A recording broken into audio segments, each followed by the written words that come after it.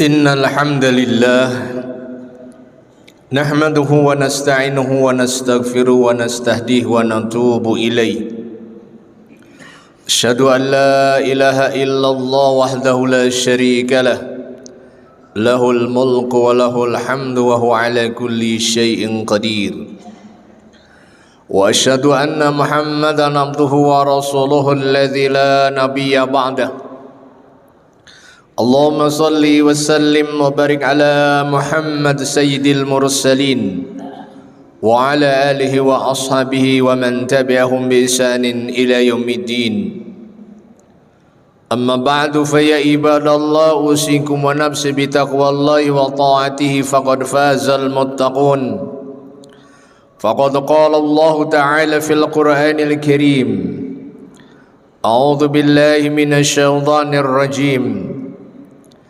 Innal ladzina tawaffahumul malaikatu zalimi anfusihim qalu fima kuntum qalu kunna mustad'afina fil ard qalu alam takun ardullahi wasi'atan fatuhajiru fiha faulaika ma'wahum jahannam wa sa'at masira.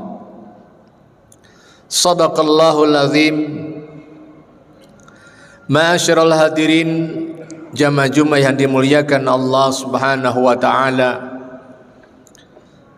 Setelah melantunkan tahmid dan ats-tsana kepada Ar-Rabbul Izzah, juga salawat dan taslim kepada Al-Mustafa Muhammad beserta keluarganya, sahabat dan siapapun yang ittiba kepada manhajnya ikham yaumil qiyamah. Marilah di majlis dalam nuansa ruhiyah yang begitu dalam, hari Jumat yang penuh berkah, kita kembali nyalakan cahaya-cahaya ketakwaan diri dalam berbagai dimensi pengabdian terbaik kepada Allah Subhanahu wa taala.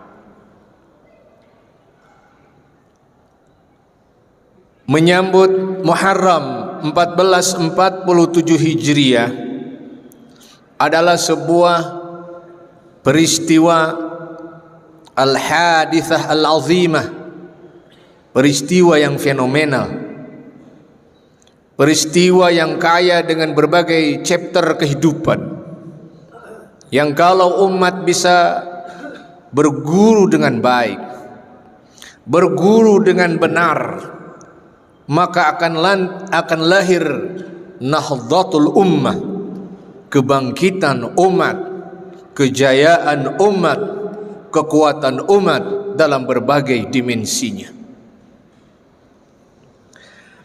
Karena fragmentasi hijrah Rasul sallallahu alaihi wasallam sebuah fragmen yang paling lama dari segi durasi persiapan, dari segi prosesnya, dari segi endingnya dan outputnya. Sebuah akumulasi perencanaan, aktualisasi, lalu implementasi, bahkan evaluasi, sehingga umat ini yang tadinya 10 tahun baru terbentuk dalam sebuah jamaah, sebuah komunitas, berkat peristiwa besar dari jamaah menjadi daulah, dari jamaah menjadi state sebuah negara, dari jamaah menjadi sebuah hukumah, government, dari jamaah menjadi sebuah kekuatan birokrat yang besar, yang berani mulai bergesekan dengan pihak internal jazirah Arab maupun pihak eksternal di luar jazirah Arab. Lompatan yang begitu hebat tentu ini menyisakan kepada kita bagaimana konfrontasi antara hak dan kebatilan, kaum-kaum paganis, kaum-kaum penyembah dinamisme, kebatilan dalam segala bentuknya. Itulah kelompok yang paling gampang berbenturan dengan jamaah tauhid, daulatut tauhid, hukumatut tauhid. Ma'asyiral hadirin, Jamaah yang muliakan Allah Subhanahu wa taala. Peristiwa hijrah dimulai dengan 2 bai'ah. Ada bai'ah pertama yang hanya 7 orang. Bai'ah Aqabah 1, lahirnya komitmen 7 orang Ahlul Ansar berjabat tangan kepada Rasul. Kemudian lahirnya Bai'ah Aqabah 2, 72 orang yang siap menyambut kedatangan Rasul kalau berhijrah. Sungguh satu perencanaan yang dahsyat sekali, yang benar-benar menyisakan satu evaluasi internal bagi kita, bahwa dalam berjuang perlu ada preparation yang bagus. Dalam konteks percaturan antara hak dan batil harus melahirkan kolaborasi, koordinasi, baik dengan kekuatan dahili internal maupun kekuatan khariji eksternal. Hari ini kita menyaksikan gajah sendirian merintih genosida 650 hari, penghancuran militer yang mengalahkan kebrutalan perang dunia sebelumnya. Tapi hari ini juga kepedihan gajah sudah mulai didengar oleh komunitas internasional. Eropa sudah mulai berbeda pandangan. Masyarakat dunia sudah mulai bangkit rasa humanismenya, karena mereka tidak rela kemanusiaan dicabik-cabik, kemanusiaan dihinakan, sehingga lahirlah humanisme yang sejati, yang melahirkan sekarang rally humanity dari sekitar 50.000 elemen muslim, bahkan elemen non muslim dari Eropa, aktivis kemanusiaan. Mereka sedang mulai berangkat, start dari Maroko, Tunisia, sekarang sudah dalam perjalanan ke Libya, Mesir, dan nanti masuk ke Gaza. Ada yang menarik di sini bahwa kolaborasi eksternal itu sangat penting sekali. Bahwa suara penderitaan bukan hanya muslim saja, tetapi dirasakan oleh non-muslim yang tercabik-cabik rasa kemanusiaannya. Mana suara dunia tatkala pembantaian kemanusiaan terjadi di sebuah daerah yang kebetulan memang mayoritasnya muslim? Padahal kita tahu Gaza bukan hanya didiami oleh kaum muslimin. Di sana ada kelompok Nasrani.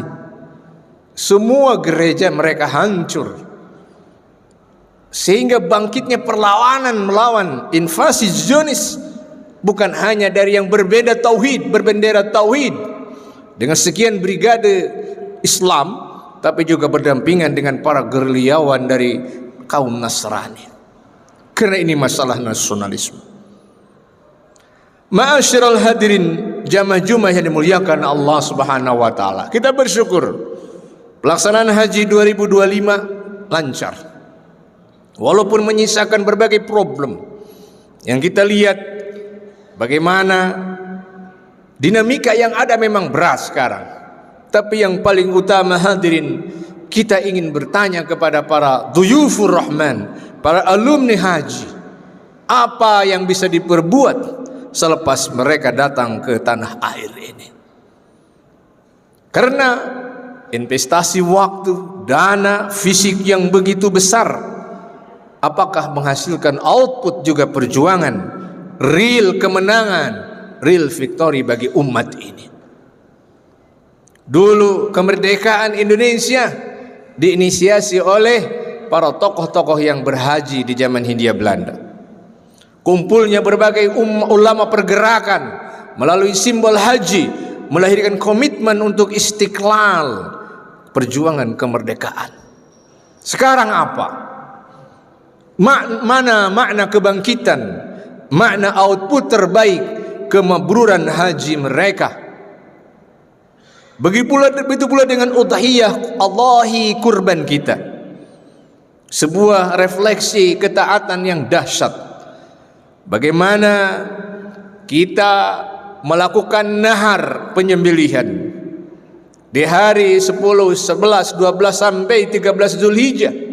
Itu adalah simbol, itu adalah drama terbaik membangun militansi tauhidullah berhadapan dengan kekuatan-kekuatan syirik dan berbagai jenisnya.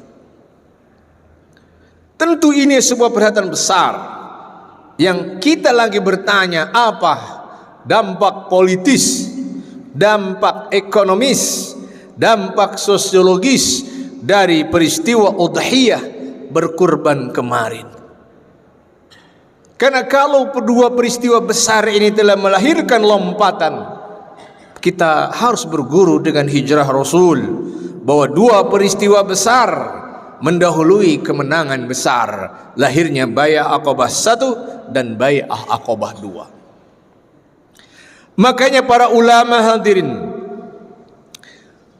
mereka dengan cerdas memberikan narasi-narasi kontemplatif bagaimana umat berguru dari hijrah Rasul sallallahu alaihi wasallam.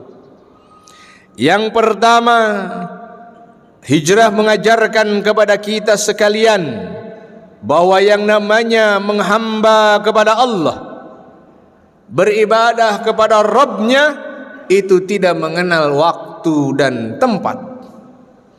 Ketika ada himpitan-himpitan tempat orang tidak bisa beribadah kepada Allah, maka wajib mencari tempat baru untuk menjaga peribadatannya kepada Allah Subhanahu wa ta'ala.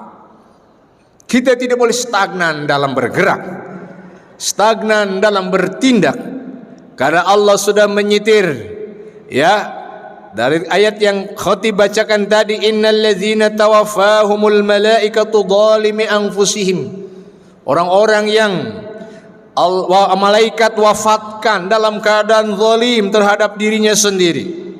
Malaikat bertanya, fima kuntum, dulu kalian apa yang terjadi dengan kalian? Mereka menjawab, kunna mustada'afina fil ard. Dulu wahai para malaikat, kami adalah kelompok-kelompok yang lemah. Malaikat bertanya, alam takun ardullahi wasi'ah, bukankah tanah Allah itu luas? Fatuhajiru fiha, maka kalian bisa berhijrah di dalamnya.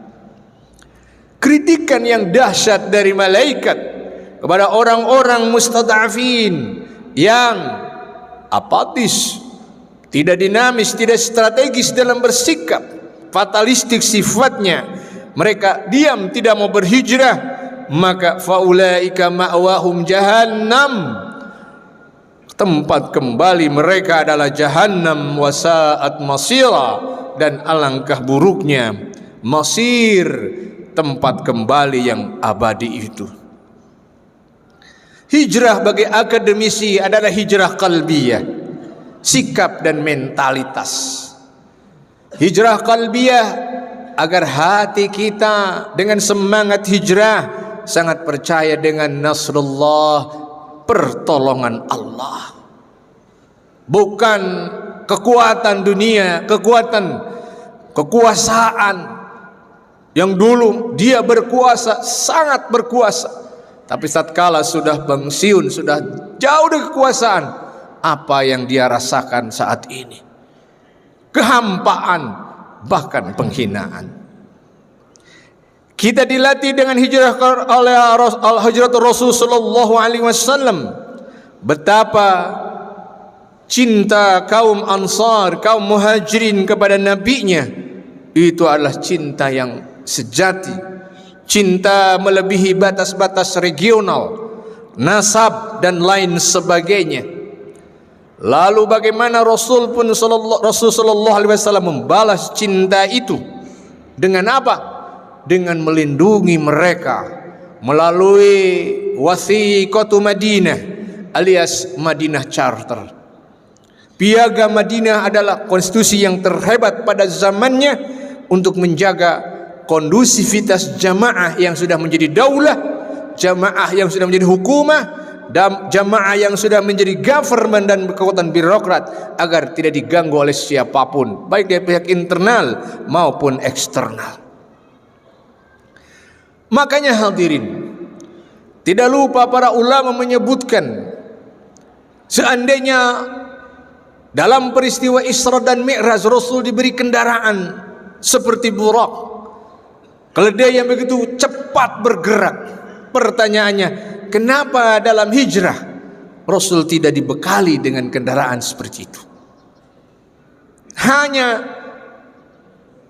2 ekor unta didampingi oleh Abu Bakar As-Siddiq, lalu tour guide alias penunjuk jalannya adalah Abdullah bin Uraikil yang masih kafir, tapi diangkat, diupah oleh Rasul untuk sebagai penunjuk jalan. Dahsyatnya strategi Rasul, tidak manja, meminta mukjizat begitu keluar setiap saat, karena beliau menyadari bahwa durus chapter of hijrah adalah pelajaran yang multidimensi. Terutama hadirin para mahasiswa, wah, belia-belia Islam harus sadar-sadarnya bahwa titik kunci sentral dari keberhasilan hijrah Rasul adalah partisipasi para anak-anak muda. Kalau tidak Ali bin Abi Thalib menyiapkan nyawanya tidur di di kamar Rasul, penunjuk jalan, lalu putri Abu Bakar As-Siddiq yang perempuan pembawa makanan, sang kakaknya pembawa berita, lalu gelombang kambing-kambing yang menghapus jejak 2 belia Islam, memberikan informasi dan logistik ke Ghafur. Apa jadinya hadirin? Inilah saatnya hadirin, dari kampus tercinta kita, dari Masjid Al-Furqan, harus menjadi generasi yang benar menjadi pembeda antara generasi-generasi yang sejati ilahi bertauhid dengan generasi yang lost generation, jauh dari tauhid, na'udzubillah, dekat dengan kemusyrikan, wal'iyadzubillah. Semoga hadirin kita percaya sekali aura-aura kebangkitan lalu izzah umat muncul dari masjid dan kampus kita tercinta, yang semuanya mengisyaratkan bahwa insyaallah ta'ala dinamika ke depan umat ini akan semakin kuat dan punya izzah berkat berguru dengan sebenar-benarnya kepada durusul hijrah, the chapter of hijrah. Barakallahu li wa lakum.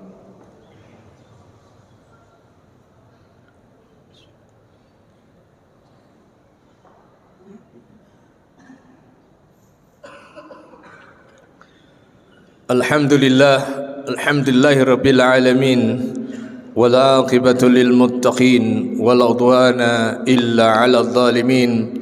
Asyhadu an la ilaha illallah wahdahu la syarika lah, wa asyhadu anna Muhammadan abduhu wa rasuluhu alladzi la nabiyya ba'dah. Allahumma salli wa sallim wa barik ala Muhammad wa ali Muhammad wa ba'du.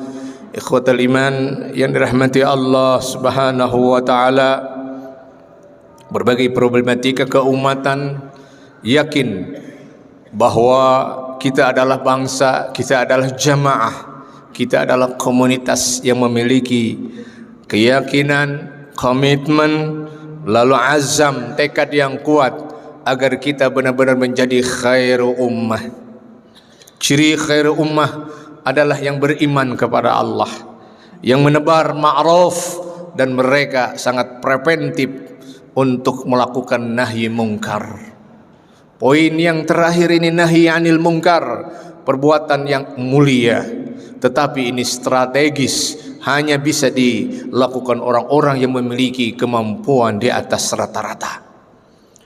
Judi online yang sedang merebak di mana-mana, ini adalah penyakit sosial yang berbahaya, yang sudah menerobos ke semua lapisan masyarakat. Dahsyat sekali. Mungkin dari pandangan suzon ada tangan besar yang membuat bangsa ini hancur lebur karena judi online. Tapi mari kita introspeksi.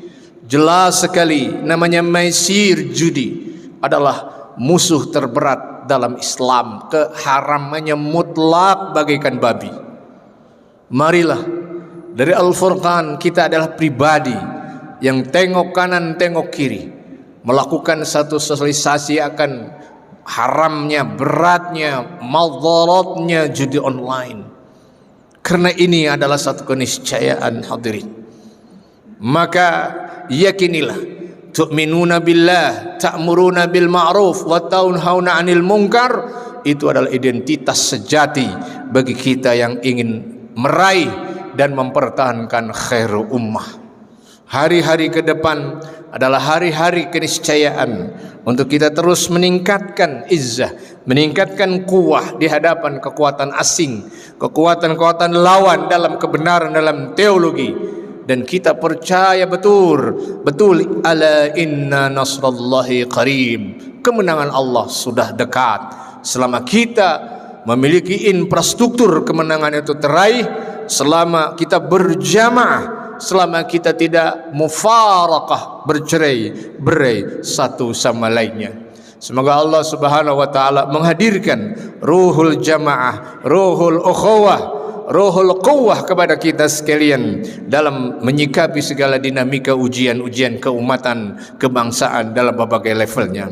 Allahumma salli wa sallim wa barik ala Muhammad wa ala ali Muhammad, amin ya rabbal alamin. Alhamdulillahi rabbil alamin, hamdan yuwafi yukafi mazidah. Ya Rabbana lakal hamdu kama yanbaghi li jalali karimi wa 'azimi sultanik. Allahumma ighfir lil muslimina wal muslimat wal mu'minina wal mu'minat al ahya'i minhum wal amwat. Allahumma aqsim lana min khashyatik ma tahulu bihi bainana wa baina ma'siyatik, wa min ta'atika ma tuballighuna bihi jannatik, wa minal yaqini ma tuhawwinu bihi alaina masa'ib ad-dunya. Allahumma mati'na bi asma'ina wa basarina wa quwwatina ma ahyaytana, waj'alul waritha minna waj'al sa'rana ala man zalamana, wa la tajal musibatana fi dinina, wa la tajal dunya akbar hammina wa la mablagh minna, wa la tusallit alaina ma lam hamuna.